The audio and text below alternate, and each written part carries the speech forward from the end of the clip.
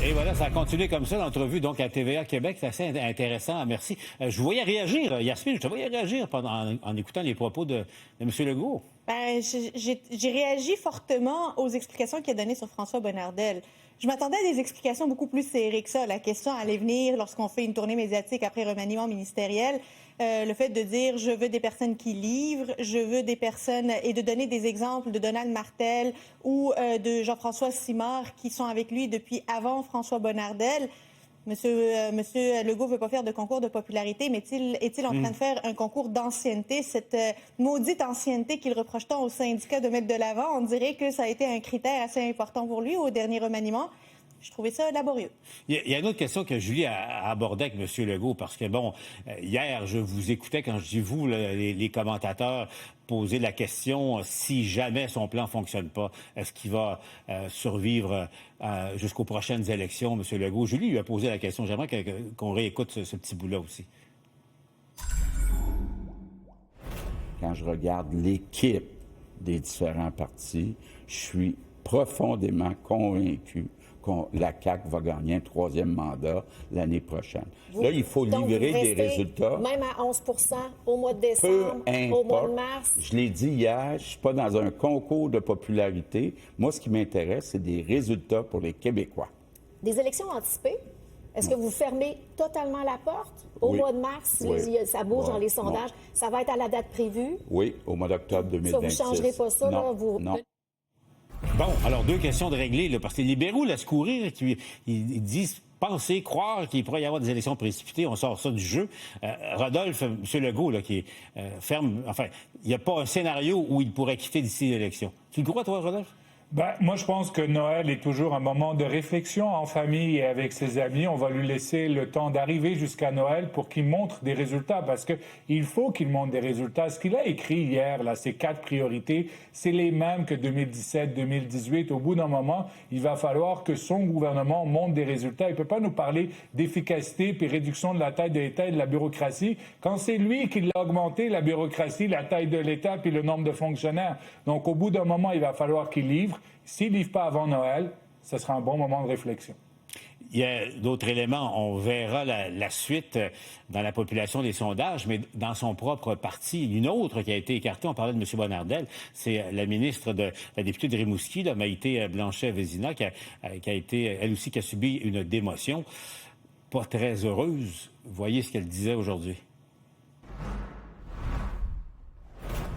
En fait, c'est certain que ma confiance envers le premier ministre et son équipe rapprochée, elle est ébranlée en ce moment. Je pense avoir livré ce qu'on m'avait demandé avec les orientations qu'on m'avait données. Mais je vais réserver mes commentaires pour le caucus. Moi, je suis toujours sur les rangs pour 2026.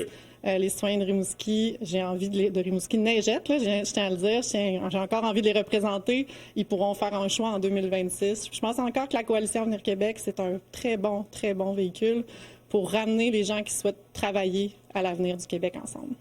Je résume, Stéphane, ce qu'on vient d'entendre. Elle sera candidate, je te vois rire, elle sera candidate, mais sa confiance à l'égard de son chef, du premier ministre, est ébranlée.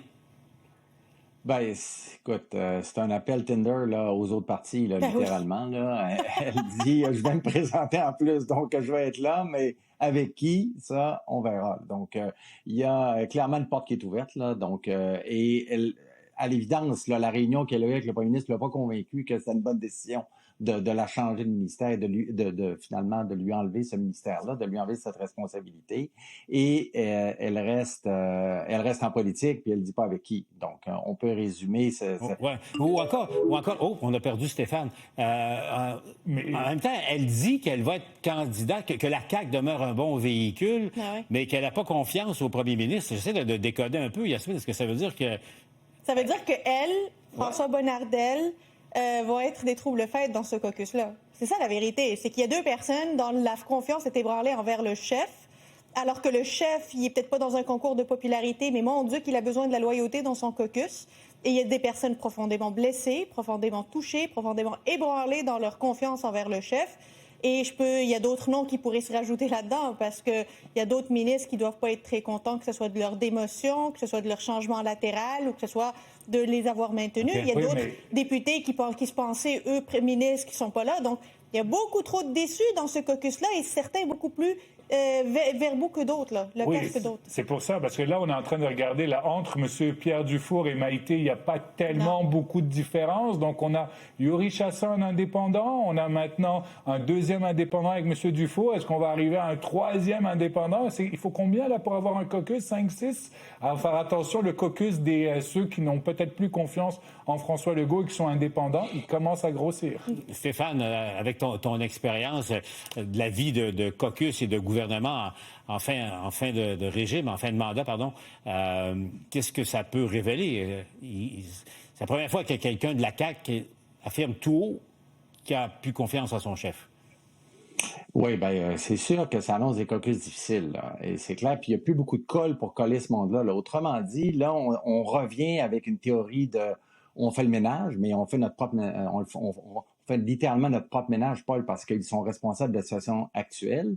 Et ce qui unit, alors que la polarisation se fait entre fédéralistes et souverainistes, actuellement, la CAQ joue entre les deux. Donc, ça va être très dur pour M. Legault d'être capable de tenir ces gens-là qui démontrent une insatisfaction et en même temps une ouverture à être attirés par un autre parti, de pouvoir les garder ensemble vers un vrai objectif. Parce qu'actuellement, il a beau dire que c'est pas un concours de popularité, un député qui regarde son parti à 18 je veux dire que c'est sûr qu'il regarde les autres billets ailleurs. Il dit, j'ai peut-être plus de chance ailleurs dans ce contexte-là. Donc, pour lui, la livraison à Noël est importante. Est-ce qu'il va être capable de changer le cours des choses, au moins de commencer? S'il ne le fait pas, c'est sûr que ça va appeler rapidement à des dissensions internes importantes qui risquent d'amener son départ. Ah, à ce point-là, hein, Yasmine, entre Noël et la fête des rois? Oui, entre Noël et la galette des rois, le premier ministre va devoir probablement réfléchir s'il n'a pas atteint les objectifs. Puis la commande, elle est énorme. Hein? La commande, elle n'est pas facile de changer les aiguilles alors qu'il va aller en guerre contre les syndicats, notamment de médecins, qu'il va y avoir des perturbations, qu'il veut mener à l'efficacité et faire des coupures. Qui dit coupure, dit perturbation, dit un moment de flottement que les électeurs n'aiment pas d'habitude.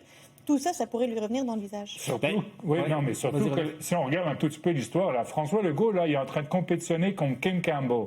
Kim Campbell, elle a eu un gouvernement majoritaire, elle a fini avec 2 députés. Actuellement, selon le meilleur scénario, le parti de la CAQ serait à 3 députés ou possiblement 0. Donc, quand tu passes d'un gouvernement majoritaire à 2 ou à 3, ça s'est déjà passé dans l'histoire. Je suis sûr que les électeurs de la CAQ et surtout les députés de la CAQ, ils regardent ça et ils se disent, il faut des résultats. Mais attention, c'est dans un an, c'est pas fini.